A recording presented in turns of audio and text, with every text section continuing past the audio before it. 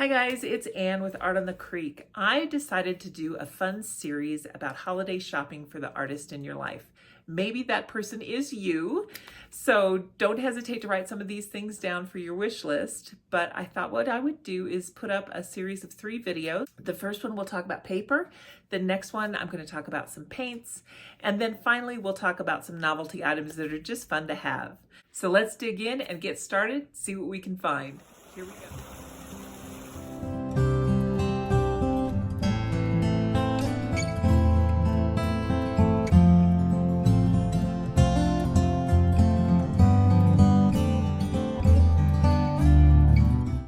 As we're going through all of these things, I'm going to put the prices up on the screen in some text later. It should appear in the lower left-hand corner there. It'll pop up.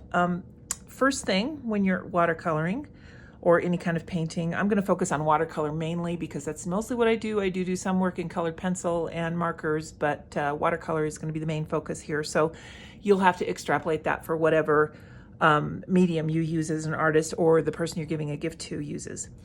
If you're not comfortable with drawing, I recommend getting a pack of this graphite transfer paper. It works very well for a lot of things. This is a 150 sheet pack. It comes with a pencil, with leads, and with this stylus. And you just put whatever you want to trace here, and then you put the transfer paper underneath with the carbon pointing down, and you either use the pencil or the stylus to draw around it, and then you end up with a pencil drawing underneath. Along with that goes a light box. This is the one I use. Oh, it's not plugged in, I'm sorry. It has different levels of light. My daughter's been using it a lot. She really enjoys it. It's thin, very lightweight, so you can carry it with you. And just found it on Amazon. I'll put a link to this as well. There's lots of light boxes out there. I like this one because it has measuring grids, so you can be sure that you're putting your paper straight on here. This works so well, you can just put a regular photograph down here.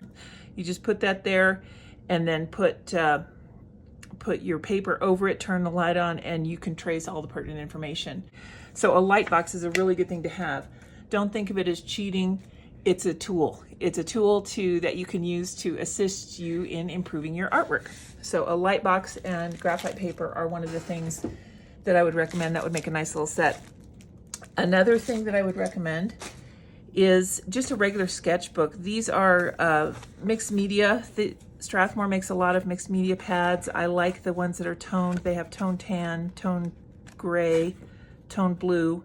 This is 184 pound, 300 GSM. So it's kind of heavy like watercolor paper, but it's intended for mixed media, which means you can use it for wet or dry. Now you can't get a lot of water on this.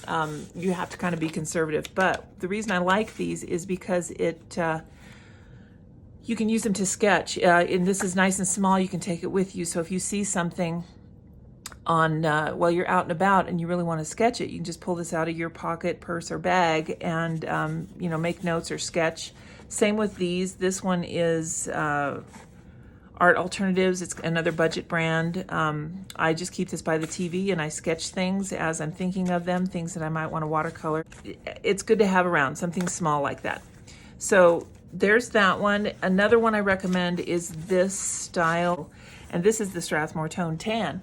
Strathmore's kind of nice because they grade their series from lower numbers mean that it's not as high a quality as the higher numbers.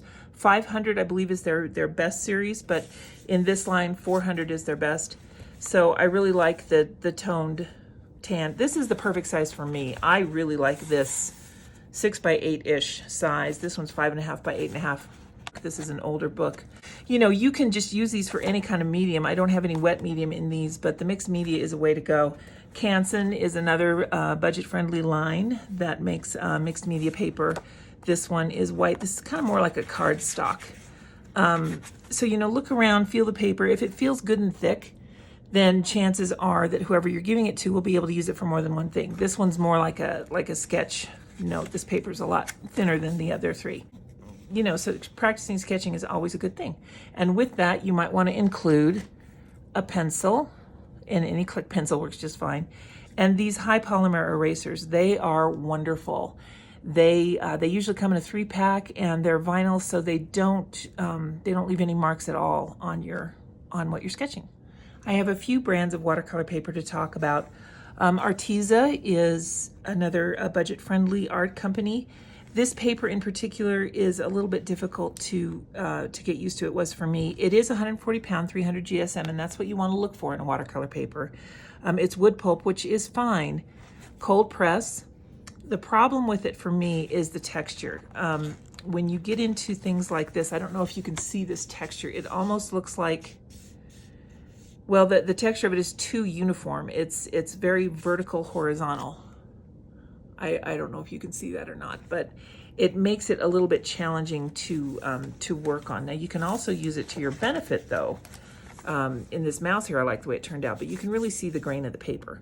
So I use these kinds of things for swatching, for testing paint colors, that you can have on hand rather, for just testing, just trying out a little bit of art before you go into your paper that you might have made more of an investment in. The other good thing about these is the back side of these pages is very smooth. So you could use only this side, you can use both sides. There's a lot of benefit to these little books, and they're very affordable. So this is one brand. This is another brand, and I've actually enjoyed this one. I've taken this one with me. It's the same size, same weight paper, but this one's by US Art Supply. It comes in a 3-pack from Amazon, and I use these mainly for swatching, as you can see, but I've also used them in one of my tutorials. I used it for this, the feed bag, because of the texture on the paper. Now it's still the same kind of uniform, it's just not as pronounced as the Arteza, but the dry brush technique on when you have a rough paper really brings out some great textures there. So yeah, these are fun to play with. I would recommend getting this one over the Arteza actually. Same thing though with the uniform grooves on the paper, but for some reason this paper functioned better for me than the other one. I like the way that the watercolor acts on this paper. So same thing, it's got a smoother side on the other side. These are great to have on hand, and like I said, this one comes in a 3-pack and it's very, very affordable. So this would be a fun gift to have. Another one that is a good one to have, this is a Ready-Cut piece of watercolor paper. This is, like I said, Strathmore 500 series. That is their premium paper. This is cold press, and you can buy these in pre-cut sheets. It's a wood pulp paper, but it is pretty nice. It's a decent paper. Strathmore is a good company. I don't tend to use them very often, or if I just want to do a practice study, I will pull one of these out. This is my last pack of these. So this is a decent little gift. They also make something that I really would recommend is their watercolor cards. They're easy to use and something that I use often. So yeah, watercolor greeting cards are another thing that would be a really good gift. But this is the Strathmore set, and they're pre-cut, so that's really nice. Next, let's talk about Hahnemühle. It's another company that I really like, and they have some really fun things. Hahnemühle, like Strathmore, is a huge paper company, and they have all different kinds of papers. They even have one made from agave, and I think they even have a bamboo. This one is a really fun one to give to someone who's getting ready to go on a trip, or all of these things I say to give to someone, but you can certainly put them on your wish list. It's called a zigzag book, and I'll open this one up so that you can see what it does. Pull that off there. So really nice cover, and it comes with this really good elastic to keep things closed. But what the fun thing about a zigzag book is that it's this accordion style. So you can create one big long scene, or you can use it like a book like this and just create individual pictures, or use a spread, or use a partial spread to do, you know, the surf that you see, the mountain views. And the fun thing about these is they're double-sided. So you can also use this side. They don't have to be used for travel, they're just really convenient. This is a fun way to do it, and then you can display it out, you know, like so. Let me show you. Like this. So it's kind of like a fun way to display your art too. And again, two-sided. So yeah, these are a lot of fun. Love them. I'm anxious to use this one the next time we go somewhere. This is a size that I love for travel. It is, looks like 6 by 6. Is it 5 by 5? Let's measure it. I always put this upside down. It's like 5.5 by 5.5, and again by Hanamule. This is their toned gray watercolor paper. Very nice paper. I think all of these are wood pulp. All of these are good for any kind of watercolor, any wet media. Colored pencil also will work on these. So I like the way that they're sewn into the binding. When it's sewn like that, lets you lay it flat and lets you keep it open flat. Another thing, I'm going to just jump in here parenthetically, these little binder clips. If you are giving a gift to an artist, a little pack of fun binder clips is a really good way to go. If you just gave someone a small sketchbook and a little pack of fun binder clips, that would be a great gift. So that's Hanamule. The next brand I want to talk about is Stonehenge. They have an awful lot of lines, their paper. These are fun. You can do, all these papers are intended for different things. They have Yupo, 3 levels of Yupo. Yupo paper is kind of a vellum, it's a non-absorbent, I don't know, it's really good for, like Mylar, really good for colored pencil, alcohol inks. You can watercolor on it. It'll act entirely differently, so it's a fun little thing to try. That's why I like these little samples. This isn't all that comes in the sample. I've used some of them up, but here they have craft paper. Their colors, I've used a lot of these. These are mainly for sketching. They say on the front what they're for. They're cold press paper. Okay, they're watercolor paper. I like their black. The cold press paper I have found to be a little bit fragile. This is their heavier paper. As you can see how thick that is. This is their 600 pound, I think. But what it does is when you put tape on it, the regular Stonehenge, and I have a pad of that here. No, I've got the heavy, I'm sorry. I've been through the regular one. This is a block, which means that it's adhered on 2 or more edges. This one in this case is adhered on 3 with a big space in the middle for you to get in there and take that paper off the top when you're done. The good thing about working in a block is that it is down. You don't have to worry about stretching your watercolor paper. It's already adhered down so it won't warp on you.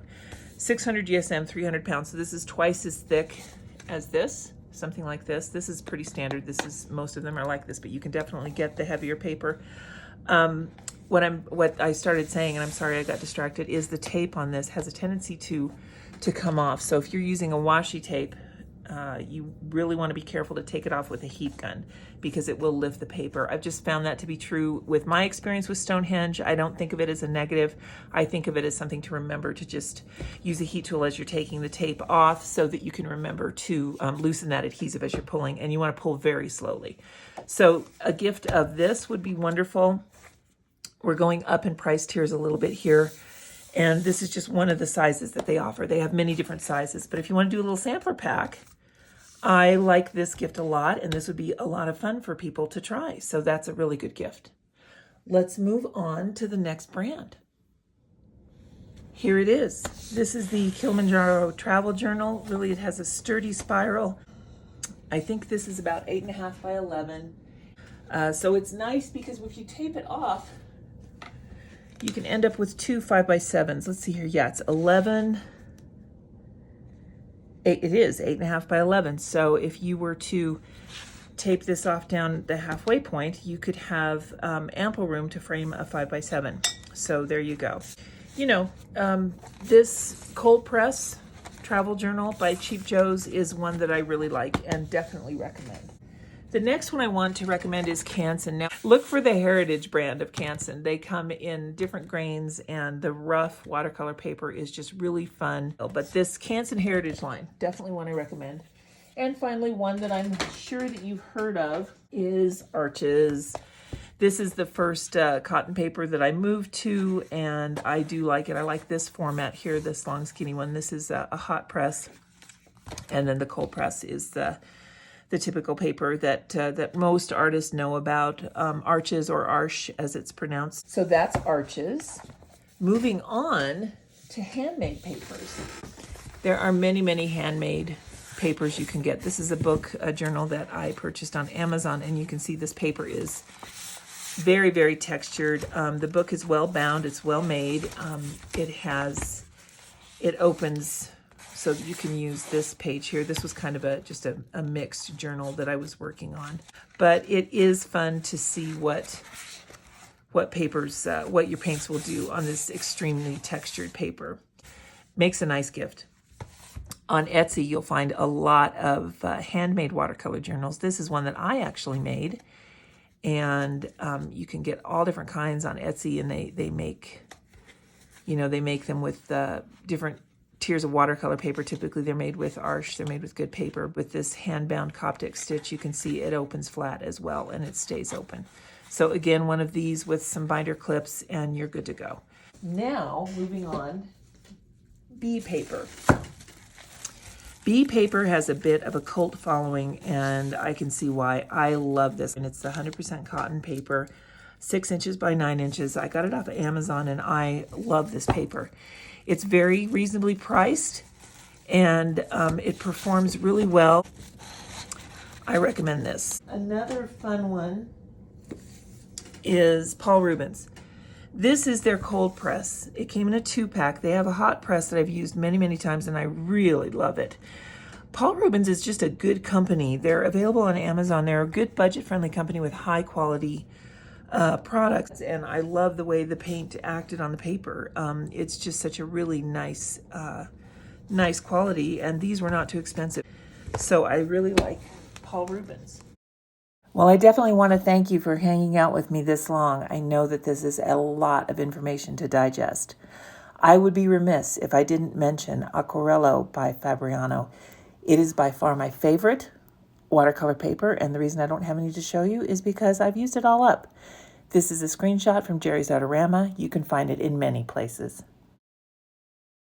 Thanks again for watching this video. I know that it was a ton of information, but I hope that I've really inspired you to maybe try some papers you haven't thought about trying, or that I've helped you with some of your shopping for this holiday season. The next holiday gift list video I will post will be on paints. We'll see you then. Have a great day.